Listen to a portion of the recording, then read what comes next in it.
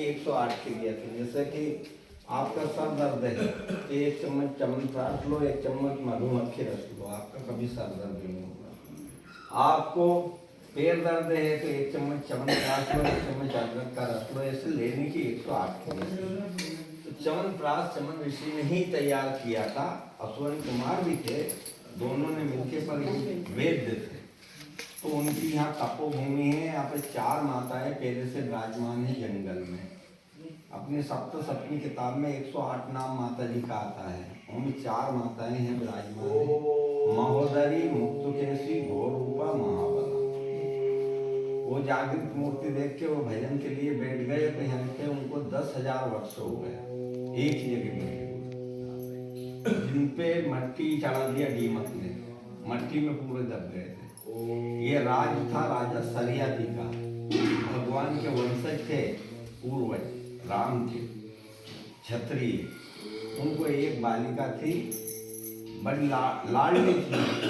पहले राजा महाराजा अपने जंगल में आखेट खेलने के लिए आते थे। जैसे वो आखेट खेलने के लिए आया तो बालिका बोली कि मैं साथ में चलूँगा, वो उनको साथ में लेके आ गए। राजा को ये पता था कि इस जंगल में कहीं पे भी च्यवन ऋषि तपस्या कर रहे हैं, और ये नहीं मालूम कि कौन सी जगह है, कहाँ पे है। तो यहाँ कम जंगल देखा तो अपनी बालिका को छोड़ा उनने और जंगल में वे शिकार खेलने के लिए चले गए। जंगल में वे गए शिकार खेलने, ले लेंगे चाय बन जाएगी। तो वे शिकार खेलने के लिए चले गए। बालिका खेलती हुई वो बामी के पास में गई, तो बामी में उनकी दोनों आंखें ज्योति जैसी चमक रही थी, जल रही थी। लड़के ने सोचा कि ये क्या चीज है, बड़ी सुंदर चीज है। तो पहला कोसा घास, जो अपन कोसा के आसन बनाते हैं, वो घास था जंगल में, उनने उठाया और घास को तोड़ा और उसे निकालना चाहा कि ये बड़ी सुंदर चीज है, क्या है। उसे ये नहीं पता कोई में ऋषि मुनि है कि क्या है। तो दोनों आंखें फोड़ दी, उससे खून आने लगा। लड़की डर के भाग गई। जैसे लड़की भाग के आई, उन्होंने किसी को नहीं बताया। पहले ऋषि मुनि किसी को श्राप नहीं देते थे, क्रोध नहीं करते थे। यदि क्रोध किया या श्राप दिया तो उनका भजन समाप्त हो जाता। पर अब दोनों आंखें फुट गई तो दर्द होगा, अपने एक कांटा लग जाता है तो कितना दर्द होगा। तो उनकी आत्मा बहुत दुखित हुई कि मेरी दोनों आंखें फोड़ दी, मेरी चमड़ी तक दीमक खा चुकी है, अब मैं कहाँ जाऊँगा, मेरा क्या होगा। तो उनकी आत्मा दुखित, महापुरुष थे, दुखित होने से ही राजा की फौज का, मंत्री का, घोड़े तक का मलमूत्र बंद हो गया। मलमूत्र बंद होने से सब चिल्लाने लगे, व्याकुल होने लगे, महाराज हम मर जाएंगे, हमारा मलमूत्र बंद होगा। राजा उन्होंने किया थे भाई, किसी ने भी ये च्यवन ऋषि का अपराध किया, कोई बीमारी नहीं है जो कि एक को होती है, को भी वो सिखाते सबको। वो ये पूर्ण च्यवन ऋषि से छेड़े, कहीं पे भी कोई चमत्कार दिखा, सबने मना कर दिया कि हम नहीं छेड़ना, हमें कोई चमत्कार दिखा। सब उन्हें लेके जब बालिका थी वहाँ आए, यहाँ मंत्री भी यही चिल्ला रहे हैं कि महाराज हमारा मलमूत्र बंद हो गया, हम मर जाएंगे, बचाओ हमें। तो उनसे पूछा तुम्हें कोई है चमत्कार दिखा, कोई छेड़े, सबने मना कर दिया कि ऐसा हो ही नहीं सकता है। तो बालिका बोली कि पिताजी इधर देख दो, तो वो बामी पूरी खून में बह रही थी कि ये किसने किया। बालिका ने किया कि मैंने ऐसा किया। तो इसी के अंदर चमन राजा जाके वहाँ गिर गया, साष्टांग प्रणाम किया, महाराज जी बचाओ, हम सब मर जाएंगे। चमन ऋषि ने किया कि देखो जान सबको प्रिय होती है, तुमको ये भाव नहीं आया कि यह अंधा हो गया महात्मा, वृद्ध महात्मा है, अब यह कहाँ जाएगा, इसकी कौन सेवा करेगा। तुम्हारा मलमूत्र बंद होगा, तेरी बचाओ, पर महात्मा का क्या होगा। तो भगवान को एक रचना रचनी होती है, बनाना पड़ता है। वो बालिका ने हाथ जोड़ के किया कि महाराज जी अपराधी मैं हूँ, अपराध मैंने किया है, मेरे को आप मृत्यु दंड देना दे सकते हो, नहीं तो आप जब तक जीवित रहोगे तब तक मैं आपकी सेवा में रहूँगी, मैं सेवा करूँगी। मैंने पाप किया, अपराध किया, तो आपकी सेवा करने से मेरा कुछ तो कम होगा।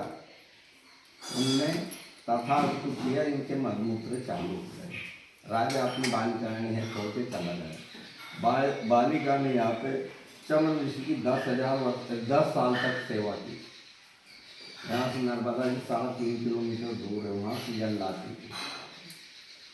तो चमन ऋषि को ऐसा लगा कि ये जंगल में सारे जानवर है, ये लड़की को किसी ने मार दिया, जिसका पाप का भागी तो मैं हूँ, क्योंकि लड़की तो मेरी है, मेरा सुपुत्र है। तो लड़की से बोले कि बेटा तू आज जल नहीं लाना, जैसे नर्मदा जी जाए, नर्मदा जी में जो भी पहला पत्थर दिखे वो लेके आना, पर यहाँ शिव जी की स्थापना करेंगे। उनको ये भाव बना कि मैं शिव जी से लड़की की पुकार करूँगा कि मेरी लड़की को कुछ नहीं हो जाता। जो अंदर महादेव है वह नागेश्वर है, सुकन्या माता लाई थी, वो चंद्रेश्वर ने स्थापना करी, उनका नाम ही चंद्रेश्वर महादेव है। उनने स्थापना कर दी, लड़की नेला धोला के उनको छोड़ देती थी। खुले में जंगल था, पेड़ के सहारे थे। तो एक दिन उनको निला के ले जा रही थी, आकाश मार्ग से देवताओं के वेद निकल के जाते थे अश्वनी कुमार, जैसे अपने डांस करे थे। तो उन्होंने देखा लड़की का इतना भारी तेज है, और महात्मा को चमड़ी तक नहीं है कि ये क्या चक्कर मित्र लोक में, ये तो देखो चमत्कार। तो वे बेवान लेके उतर गए। पहले बेवान चलते थे, बेवान उड़ते थे, अब तो हवाई जहाज चलने लग गया उन जगह पे। तो बेवान लेकर आए, लड़की बालिका उनको है महादेव के पास में छोड़ के आई थी। उन्हें देखा कि 2 संत आए, तो उनको दंड प्रणाम किए। उनने पूछा बेटा तू कौन है, यहाँ कहाँ रहती है, क्या खाती है, और ये तू किस लिए है। तो उन्हें सब कथा कह के बता दी कि चमन ऋषि का ऐसा ऐसा हुआ, तो मैं इनकी सेवा में हूँ, मैं राजा की लड़की हूँ, राजा सरिया जी। तो उन्होंने उसकी परीक्षा लेना शुरू कर दी। एक तो कोई भाव से करे, एक भय से करे। तो ये भाव से कर रही है या भय से कर रही है। तो उन्होंने किया बेटा इनको महाराज के, और हमारे साथ में बेवान में बैठ, तेरे को स्वर्ग लेके चले, तेरा तो इतना तेज है, स्वर्ग में इंद्र की अप्सरा हमके साथ में लेना। तो बालिका ने मना कर दिया कि मैं इनको वचन दे चुकी हूँ, जब तक ये जीवित रहेंगे तब तक मैं इनकी सेवा में रहूँगी। जब ये नहीं रहेंगे, जब फिर देखा सुना जा क्या हो, वो बार बार कहने लगे। तो लड़की को भय लगने लगा, मैं नारी हूँ, और महाराज वृद्ध है, अंधे हैं, और ये 2 पुरुष महात्मा भैंसनारायण के बार बार ऐसे क्यों बोल रहे हैं। तो उन्होंने किया कि मैंने आपको मना कर दिया कि मेरे को कहीं नहीं जाना है, अपना रास्ता ना अपने। नहीं तो ऐसी मत सोचना कि महाराज जी वृद्ध है, अंधे में, दोनों को श्राप दे कहीं भस्म कर दूंगा अभी। तो वे हंस दिए। उन्होंने किया कि बेटा तेरी अटल प्रतिज्ञा से हम बड़े खुश हैं, तो कोई एक वरदान मांगे। वहाँ लड़की डर गई। वरदान कौन देगा, या तो कोई तपस्वी महात्मा होगा देगा, या फिर देवता देगा। तो हम भी कह दे 4 दिन महात्मा थोड़ी राख लपेट के और 10-20 मोर की 5 हाथ में लेके 2-4 माला पहन के, बच्चे रुकना, थोड़ा सेवा करना है। कह दिया कि महाराज जी हम तो नहीं बनेंगे, हम फलानी जगह जा रहे हैं, मैं श्राप दे दूंगा, जबकि है नहीं, देखा ही देगा, खाली बंदूक बताना रह गया। पहले महात्मा ऋषि जो भी कह देते थे वो हो जाता, युग युग का प्रमाण है। आज कोई एक साधु जाके कोई जंगल में बैठ जाए पेड़ का तले, तो लोग गाली देता जाए कि कल का देखा एक तू वहाँ पड़ा पेड़ का तले, पर उसके पास नहीं जाएंगे। और जो थोड़ा सच धज के आया तो साष्टांग प्रणाम करेंगे कि अरे क्या महात्मा आया है, गजब का महात्मा है। ये युग का प्रमाण है। इसलिए मैं महापुरुष ने भजन बनाया है, कल युग ये आज उल्टी गंगा बहा रहा है, माता पिता को बेटा लाते लगा रहा है। हमारे प्रभु राम स्वर्ग से उतर के मृत्यु लोक में मनुष्य अवतार लिया उनने, राम ने, और उनने सिखाया हमें कि क्या क्या करना है हमें। तो रामायण में सौंपा ही है, प्रात काल उठकर रघुनाथा, मात पिता गुरु नावे ही माता। और आज तो प्रात काल उठ करके बेटा मात पिता गुरु मारे ही लाता, घर से निकाल दो। बेटा सो रहा है, बाप जग गया, बेटा उठ रहे 10 बजने वाला, अरे ये बुढ़े की मती मारी गई, तेरे को क्या लेना देना, 2 धक्का दिया, घर से निकाल दिया, जा रोज सोने नहीं देता है, साला इधर टेट करता है। नहीं तो माता पिता का ऋण पूरे जीवन नहीं चुका सकता है बच्चा, इतना ऋण रहता है माता पिता का। आपने देखे हैं किसी का बच्चा बीमार हुआ, स्थिति ऐसी है कि कोई पास में भी नहीं है, माँ बोलेगी पति से ही इसको ले जाओ हॉस्पिटल, डॉक्टर को दिखा के लाओ। अरे कुछ है नहीं, तो कभी उसने एक चांदी का तार भी पहना हुआ तो निकाल के दे देगी कि ये बेच देना, मेरे बच्चे को ले जाओ। लेटरिन करेगा, बाथरूम करेगा, माँ उसी समय कितनी ठंडी हो उठ के उसे साफ करेगी, और माँ गीला में सोएगी और बेटा को सूखा में सुलाएगी, मेरा बेटा बीमार हो जाएगा। और आज भी बेटा लात मार के भगा रही है घर में। जब उसको जवान किया, बड़ा किया, वो एहसान कब चुकाएगा वो? ऊपर को नहीं है कोई स्वर्ग की दुनिया, झूठे भ्रम में भटक रही है सारी दुनिया। नर्क स्वर्ग तो यहीं पे है, जिस घर में माता पिता आंसू बहा रहा वही घर ही नर्क है, जिस घर में माता पिता की सेवा हो रही वो घर ही स्वर्ग है। माता पिता ने यदि आशीर्वाद दे दिया, सच्चा दिल से उसकी सेवा हुई, तो बेटा जीवन भर अच्छा खाएगा, तो कभी उसको कमी नहीं आएगी। और माता पिता की आत्मा घुट गई और खेती के तेरा तो बुरा हो जाएगा, हमें क्या तरफा दिया है, तो जीवन भर वो कभी सुख शांति नहीं पाएगा। तो सबसे प्रथम माता पिता की सेवा, हम उनका ऋण से कभी पूरा नहीं हो सकते हैं, पर हमसे जहाँ तक बने ऐसे भी है। पहले सरवन ने क्या किया था, माता पिता अंधे थे, टावर में बैठा के चारों धाम यात्रा कराई थी, वो भी बेटे ही था नहीं। हमारे राम ने क्या कर दिखाया, पिता ने वचन दे दिया था माँ कैकेयी को, उनने किया कि कल सुबह होते ही इसको वनवास निकाल देना। राम दशरथ ने पत्नी का हाथ जोड़ा, मैं तेरे हाथ जोड़ता हूँ, चरण चूमता हूँ कि राम को ही रहने दे, भरत को राजा बना दे, पर मेरी आंखों से दूर मत कर। मैं इसके बिना, यदि राम नहीं तो मैं नहीं है, तू विधवा हो जाएगी। उन्होंने कही जो तुमने वचन दिया था, या तो वचनबद्ध हो जाओ। अब उनका वचन ये था कि रघुकुल रीत सदा चली जाई, प्राण जाए तो वचन न जाए। वचन नहीं जाए चाहे प्राण तक दे, केवल भगवान को आदेश दे दिया और इधर प्राण छोड़ दिया। हमारा भगवान ने कितनी बड़ी प्रतिज्ञा करके दिखाई, मैं पिता ने प्राण छोड़ दिया, नहीं बेटा के तक मैं क्यों जाऊँ, दूर जाकर कहीं भी ले जाऊँगा, इसका कहना से मैं जाऊँ, आज छोड़ दे, कौन माथा फोड़ दे, भाई के काट दे। तो हमें थोड़ा तो निभाना, पर युग का प्रमाण है माता जी।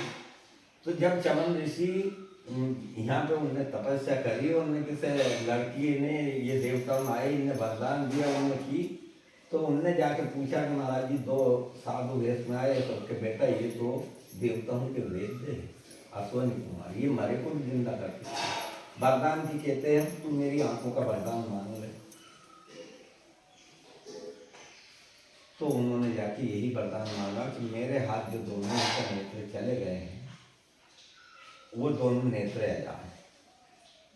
चमन ऋषि ने किया कि तेरे ऋण से तू पूर्ण हो जाएगी, मैं मेरा कहीं भजन करूँ, रात दिन मेरे को तेरी चिंता है, मैं तेरे ही नाम का भजन करता हूँ। तो उनके दोनों नेत्र खुल गए, उनको दंड प्रणाम हुआ।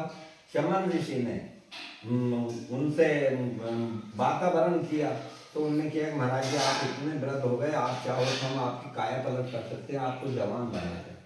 चमन ऋषि खुश हो गए, जीवन मरण से मुक्त हो जाऊंगा, 9 महीना नरक के भोगना पड़ेगा मेरे को, माँ का गर्भ में लेना पड़ेगा।